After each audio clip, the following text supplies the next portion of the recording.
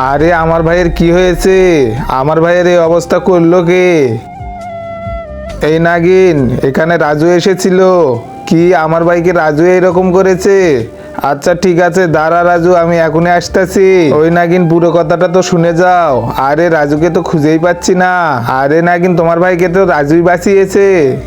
ওরে বাপরে বাপ, এত ভারী! ওই নাগরাজ, আপনি ঠিক আছেন? হ্যাঁ, আমি ঠিক আছি। আচ্ছা ঠিক আছে, আপনি এখানে শুয়ে থাকেন, আমি আপনার বোনকে খুঁজে নিয়ে আসতেছি। আরে আশেপাশে তো রাজুর গলা শোনা যাচ্ছে।